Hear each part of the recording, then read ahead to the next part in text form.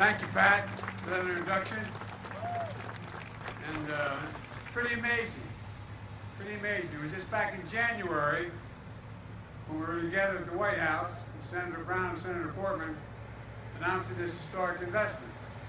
In March, I shared the story in my State of the Union address, the story of the Field of Dreams in the middle of Ohio, where America's future will be built. In August, we were back at the White House as I signed the CHIPS and Science Act, one of the most significant science and technology investments in our history. And now, in September, Gov, we're here breaking ground, and thanks for the passport to get to the state, Gov. Appreciate it. All in 9 months in America. I want to thank Sherrod Brown for his relentless work, especially making sure that labor is in on this deal. And Pat just mentioned what Sherrod makes clear. It's time to bury the label Rust Belt and call it, as Pat said, the Silicon Heartland. That's what's happening in these 1,000 acres. I want to thank Rob Portman for being the gentleman and decent man that he is, and for showing that Democrats and Republicans can work together to get big things done for our country. I really mean it. I'm trying to find where he sits. He's a good man. Thank you. You're leaving a hell of a legacy as you leave what you're doing as a consequence of you, large part. And thanks to the bipartisan group of Ohio congressional delegation here today. Tim Ryan, thank you for your leadership, always representing this and working people. Thank you, Congressman Joyce Beatty. And, I don't think we could have gotten the infrastructure bill done without Joyce. She was the final capstone. I thought we all thought it was hanging in the balance there. But I don't know what you did that last 4 hours. Whatever you did, you got it done. Dave Joyce, Anthony Gonzalez, Mike Carey, Tony Bulverson for the work in the House. We're also joined by congressional leaders from around the country who fought so hard for this bill. Eddie Bernice Johnson, chair of the House Science Committee. Eddie, this whole bill wouldn't have gotten done without you. It really wouldn't have. I'm also joined by Congressman Ro Kahana. Ro is a tireless champion for American innovation and seeing that workers are part of the deal. While she couldn't be here, Maria Campbell also deserves a lot of credit. She's chair of the Senate Commerce Committee in the state of Washington. Maria was tireless in getting this bill through the Senate. And again, Mike, I want to thank you for your work on this project as well. And I especially want to thank the labor leaders here. My dear friend Lonnie Stevens of the IBW, Tim Berger, the president of AFL-CIO, Brent Booker, treasurer of National Building Trades, Mike Kinsley, president of Ohio Building Trades. You know, it's fitting to break ground for America's future here in Ohio. Think about it. There's kind of a tradition here. The Wright brothers, Neil Armstrong, John Glenn, they define America's spirit, a spirit of daring and innovation. Pat Chase laid out Intel's vision that builds on that legacy. A brand new $20 billion campus, 7,000 construction jobs, union construction jobs, 3,000 full-time jobs that will pay an average of $135,000 a year, and not all of them will require a college degree once these facilities are built. And here's a critical piece. Intel is using a project labor agreement for this investment. For the folks at home, these are agreements the contractors, subcontractors, and unions put in place before construction begins. They ensure major projects are handled by well-trained, well-prepared, highly skilled workers. They resolve disputes ahead of time, ensuring safer work sites, avoiding disruptions and work stoppages that could cause extensive delays down the line. These agreements make sure construction is top-notch and projects are on time, on task, and on budget. Back in February, I signed an executive order to make sure federal construction projects use these project labor agreements. It's a big deal that Intel was using one here, and I thank them for that. And Intel is going to build a workforce of the future right here in Ohio. As you already heard, Intel committed $50 million to partner with community colleges and universities like Ohio State University, including Central State University, the only historically black university in Ohio, to build a pipeline for students to in the semiconductor industry. The Director of National Science Foundation is here, Dr. Klein. He's here, and IF and Intel are going to invest $50 million each to support these kinds of partnerships. Folks, at home, you may be wondering, why is this such a big deal for manufacturing? Something so small in size as a fingerprint, as a semiconductor. Well, semiconductors are small computers that power everyday lives, smartphones, cars, washing machines, hospital equipment, internet, electric grid, and so much more, including our national security. And here's the deal. America invented this chip. America invented it. It powered NASA's moon mission. Federal investment helped bring down the cost of making these chips, creating a market and an entire industry. As a result, over 30 years ago, America had more than 30% of the global chip production. Then something happened. American manufacturing, the backbone of our economy, got hollowed out. Companies moved jobs overseas, especially from the industrial Midwest. And as a result, today we're down to producing barely 10% of the world's chips, despite leading to chip research and design. And as we saw during the pandemic, when factories that make these chips shut down, the global economy comes to a halt, driving up costs for families and everyone, not just here, but around the world. In fact, 1/3 of the core inflation last year was due to higher prices of automobiles because of the shortage of the semiconductors needed to build those automobiles. Folks, we need to make these chips right here in America to bring down everyday costs and create good jobs. Don't take my word for it, you heard Pat. Listen to the business leaders across this country. They're making decisions right now about where to invest to produce these chips. China, Japan, South Korea, European Union, all these places are investing tens of billions of dollars to attract chip manufacturers to their countries. But industry leaders are choosing us, the United States, because they see America's back and America's leading the way. Folks, since I took office, our economy has created nearly 10 million new jobs, more than 668,000 manufacturing jobs. Proof, a point that made in Ohio and made in America is no longer just a slogan, it's happening. It's a reality today, and it's just beginning. Because I signed into law the CHIPS and Science Act, we're accelerating the progress. This new law makes historic investments for companies to build advanced manufacturing facilities here in America. Since I signed the CHIPS and Science Act, it's already started happening. The American company Micron announced it's going to invest $40 billion in the next 10 years to build factories, special chips called memory chips, to store information on your smartphones. That's going to create 40,000 good-paying jobs and increase America's share of the memory chip market 500%. Two other companies, Global Foundries and Qualcomm, announced a $4 billion partnership to produce chips in America that would otherwise have been made overseas. Qualcomm is one of the world's largest designers of chips and planning to boost production by up to 50% over the next 5 years.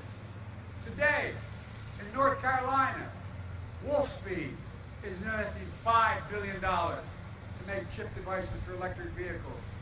They're going to create 1,800 good-paying jobs over 5 years. Folks, the future of the chip industry is going to be made in America. Made in America.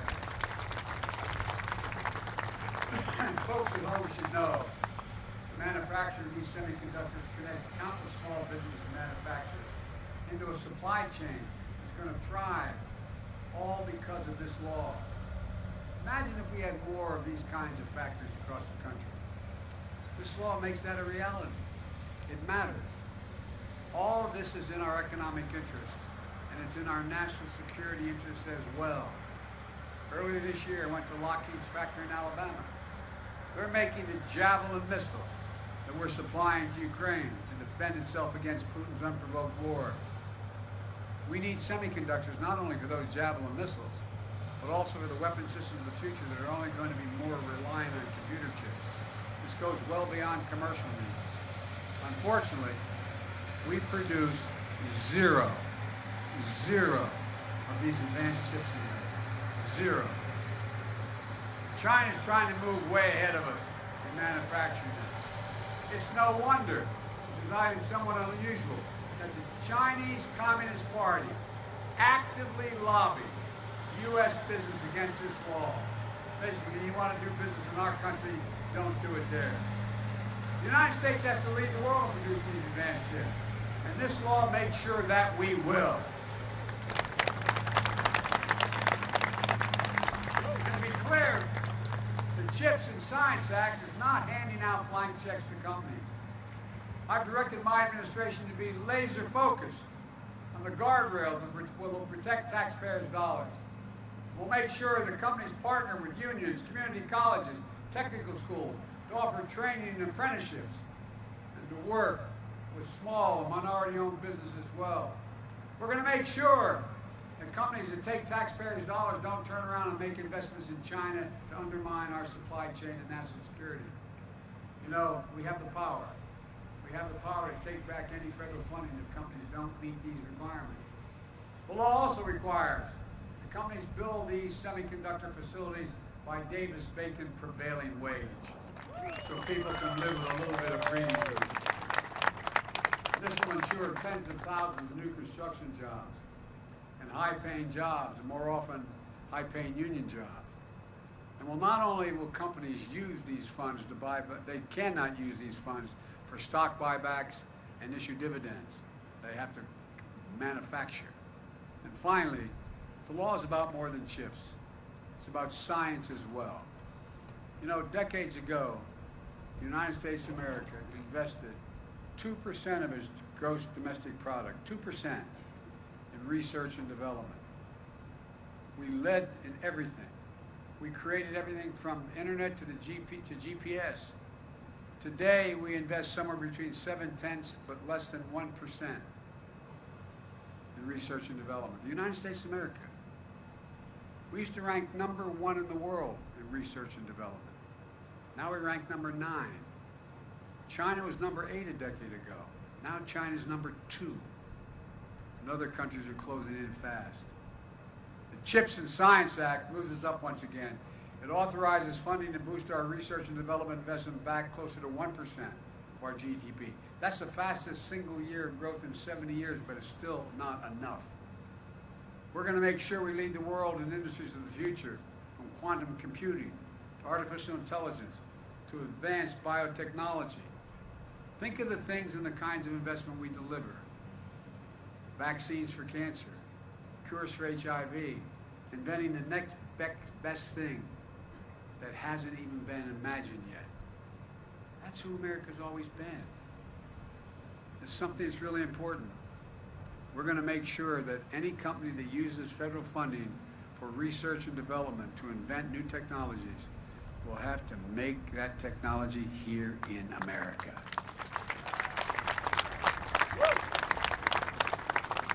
That means we will invent it in America and make it in America. And we're going to make sure we include all of America. We're going to support entrepreneurs and technology hubs all across the country, including historically black colleges and universities, minority-serving institutions, tribal colleges. We're going to tap into the greatest competitive advantage we have, our diverse and talented workforce that's urban, rural, and suburban. Folks, I've asked Pat and many other leading businessmen leaders this question.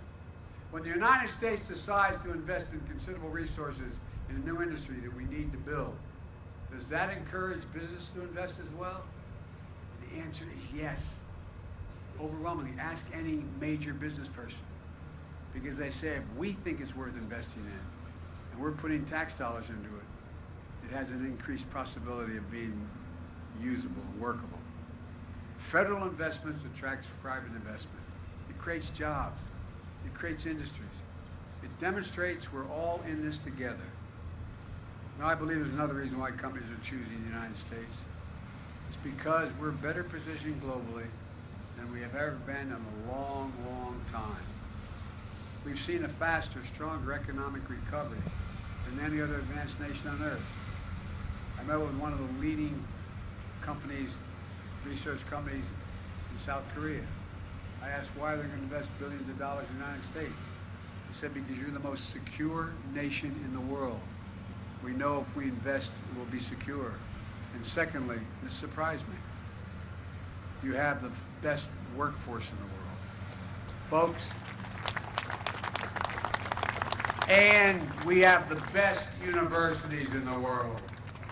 Dynamic venture capitalist system, the rule of law that protects international property. And thanks to the infrastructure law that I signed with the help of many of the members who are here today, that means better roads, bridges, ports, airports, clean water, high-speed internet for every American.